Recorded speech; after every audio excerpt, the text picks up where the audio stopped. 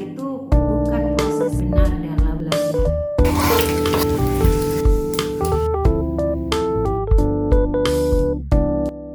Hai, pagi ini saya seperti biasa lagi nyiapin menu sarapan, dan menu hari ini saya lagi bikin spaghetti. Ini saya udah nyiapin bahan-bahannya, dan ini saya pakai spaghetti model panjang. Ini saya juga pakai keju slice. Sebenarnya paling enak tuh pakai keju mozzarella, tapi saya pakai yang ada aja.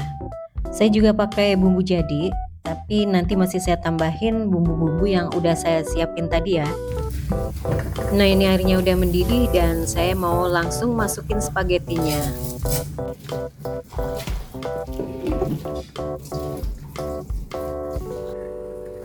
Oh ya, jangan lupa tambahin mentega, atau kalau nggak ada bisa pakai minyak buat ngerebus spagettinya biar nggak lengket gitu, Mams. Jadi ketika dingin pun dia nggak akan lengket. Nah, ini tinggal kita tes aja udah empuk belum, udah sesuai selera apa belum kelembutannya. Berikutnya saya mulai bikin bumbunya. Ini seperti biasa, saya selalu pakai telur agar semakin gurih ya, Mams. Nah, ini saya tambahin lada, kemudian kalau udah kita masukin saus yang udah jadi tadi, Mams. Oh ya, bumbunya sebenarnya pakai bawang bombay ya, Mams, tapi seperti biasa juga saya selalu pakai apa yang ada aja dah. Karena bawang bombaynya udah digoreng duluan sama anak-anak, Mams, ditepungin gitu. Jadi ya udah pakai yang ada aja. Nah, ini bumbunya udah siap dan saya mulai masukin spagettinya. Ini dimakannya harus anget-anget ya, Mams. Kalau dingin udah beda rasanya. Nah, udah jadi, Mams. Boleh tambahin keju di atasnya dan siap buat sarapan. Sambil lanjutin aktivitas, kita mulai sharing yuk, Mams. Hai Mams, hayo mau tahun pelajaran baru nih. Pasti Mams udah mulai melakukan banyak persiapan nih. Mulai dari strategi antar jemput, strategi masuk bimbel, mau nerapin cara belajar ke anak agar disiplin dan sesuai dengan apa yang kita harapin. Tapi, sudah cukup begitu sajakah peran kita sebagai orang tua untuk buat anak jadi pintar seperti yang kita harapkan? Ayo kakak belajar, jangan main HP mulu. Ayo adik belajar, cek-cek PR dulu. Tapi kita masih asik main HP. Nah, siapa nih yang sukanya nyuruh-nyuruh doang tapi sendirinya gak gerak buat ngelakuin sesuatu untuk dukung anak berproses dengan baik? Anak itu nggak bisa cuma disuruh, dilepas untuk jalani aktivitasnya sendiri. Jadi pertama itu harus diberi stimulus atau rangsangan dulu agar dia terpacu buat belajar. Contohin, Mam. Nah, di sharing kita kali ini saya akan bahas tentang apa sih atau bagaimana sih peran orang tua agar anak menjadi pintar. Yang pertama, bantu dia buat ngerjain PR. Duduk, tungguin di dekatnya, dan ketika anak mengalami kesulitan, langsung respon dia dengan sigap untuk bantu memecahkan kesulitannya. Bantu anak untuk menemukan jawabannya di buku pelajarannya, bukan googling ya, Mams. Karena nanti kalau kita terbiasa googling, anak juga akan melakukan hal demikian, akan dicontoh sama anak, Mams. Akibatnya apa? Dia akan suka sesuatu yang instan. Dia akan malas buat buka-buka buku untuk belajar. Jadi ketika dia berusaha untuk mencari jawabannya, dia akan langsung mencari jawabannya di internet. Dan itu bukan proses yang benar dalam belajar. Yang kedua, setelah anak selesai menjawab pertanyaan dari PR-nya tadi, ingatkan kembali dengan memberinya pertanyaan yang soalnya sama persis dengan soal yang barusan dia kerjakan, Mam. Jadi soal yang dikerjakan tadi, tanyain kembali, Mam. Tapi ingat, kalau soal hafalan seperti IPS, PKN, agama, dan mapel-mapel yang harus dihafal bisa dilakukan tanya jawab secara langsung atau pakai soal yang sama persis dengan soal yang udah dikerjain tadi. Tapi untuk pelajaran hitungan, Mams harus ubah angkanya terlebih dahulu.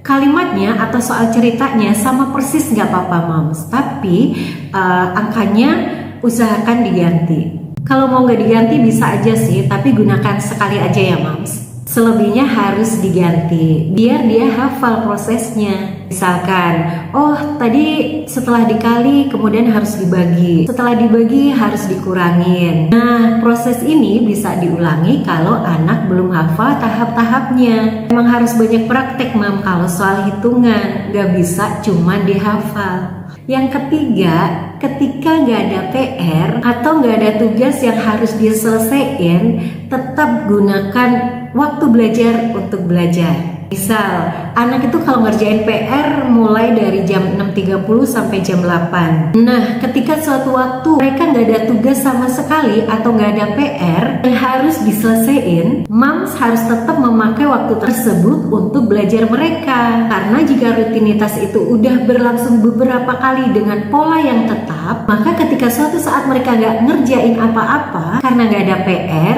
mereka akan ngerasa bahwa kayak ada sesuatu yang kurang gitu, Mams. Kalau nggak ada PR sih belajarnya boleh agak longgar ya, Mams. Bisa dengan waktu belajar yang dikurangin dan soal-soal yang ringan buat mereka. Yang penting tetap beraktivitas. Yang keempat, belikan buku untuk menunjang dia belajar. Kalau dulu saya gunakan buku detik-detiknya Intan Pariwara karena saya cocok dengan bukunya. Isinya tuh ada contoh soal dan pembahasannya. Ini yang membuat saya lebih gampang untuk mengajari anak-anak belajar ketika di rumah. Kemudian ada banyak latihan-latihan soal yang disertai dengan kunci jawabannya. Dan model kunci jawabannya itu ada penjelasannya atau pembahasannya. Jadi kita tahu kenapa kita pilih jawaban A dan gak pilih jawaban B, C, atau D. Ini buat kita sangat membantu, Mams. Ada sih buku yang hampir sama dengan detik-detiknya Intan Pariwara, tapi saya lebih cocok ulasan pembahasan materi ketika memakai buku detik-detiknya Intan Pariwara. Dulu ketika anak saya yang pertama, dari dia SD, SMP, saya selalu gunakan buku detik-detiknya Intan Pariwara. Dan saya gunakan pola belajar yang sama dengan pola belajar yang sudah saya sharingkan ke Moms tadi. Itulah sebabnya anak saya dari SMP, SMA masuk ke sekolah terfavorit di kota saya. Padahal SD-nya dia itu dari SD yang biasa, Mams. Nah, itulah langkah-langkah atau hal-hal yang bisa kita lakukan agar anak kita menjadi pintar. Tapi ingat ya, Mams, jangan menekan anak agar anak itu selalu jadi juara 1, 2, 3 gitu ya, Mams. Kamu harus dapat ranking 1, minimal ranking 2. Nah, itu jangan ya, Mams, karena peringkat itu bukan kunci kesuksesan. Saya mengatakan begini, meskipun anak saya dulu selalu dapat peringkat, tapi saya mencoba sharing bahwa jangan melakukan penekanan pada anak, biar anak itu berproses dengan bahagia. Let's say Ria Ricis, yang dia itu kata ibunya selalu mendapat ranking terakhir. Dan ketika ibunya mengambil rapot, ibunya tuh selalu was-was gitu, anak saya naik enggak ya. Tapi ternyata sekarang tuh dia menjadi orang yang sukses. Kemudian Deddy Corbuzier, dia dulu juga nggak suka pelajaran tentang hitungan, seperti waktu itu dia ceritanya tentang administrasi. Sekarang dia bisa membayar administrator. Dulu dia rapotnya jelek, kalau pelajaran hitungan juga dia kurang suka, kurang jago. Tapi sekarang dia sukses dengan begitunya. Nah, kenapa saya bilang tadi bahwa peringkat itu bukan hal utama. Tapi ketika anak dapat peringkat di kelasnya, kita juga bangga dong ya. Cuman kita jangan terlalu menekan, Mams. Kasihan, biar dia berproses atau biar dia mengalami proses belajar yang menyenangkan. Tapi tetap kita arahkan. Jadi nggak semau-maunya dia banget gitu loh, Mams.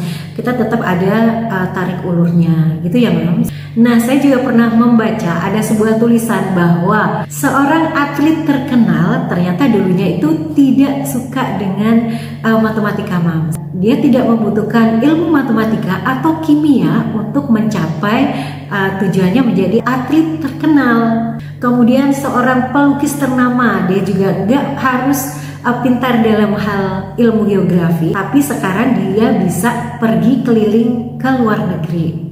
Jadi tiap anak itu memiliki kelebihan dan kekurangan masing-masing. Coba kita lihat lagi, Mams. Seorang dokter, dia pandai mengobati orang yang sakit, tapi dia tidak bisa menenangkan jiwa seseorang seperti seorang psikolog. Atau lagi nih, seorang akuntan yang bekerja di tempat yang wah gitu ya, dan dia pintar, tapi belum tentu dia bisa mengajar seseorang atau bisa menjadi guru seperti selayaknya guru. Nah gitulah Moms, orang itu ada porsinya masing-masing. Gak semua pelajaran harus bisa atau gak semua pelajaran harus dikuasai. Dia harus pintar dalam setiap mata pelajaran. Enggak Mam, dia akan berkembang sesuai dengan apa yang dia suka. Nah gitu ya Moms. Jadi peran ibu agar anak menjadi pintar, yang pertama bantu dia ngerjain PR, duduk, tungguin di dekatnya dan bantu dia ketika dia mengalami kesulitan. Yang kedua, setelah selesai, beri dia pertanyaan dari soal yang dia kerjakan tadi. Hal ini akan membuat anak terpacu dengan apa yang kita lakukan, Mam.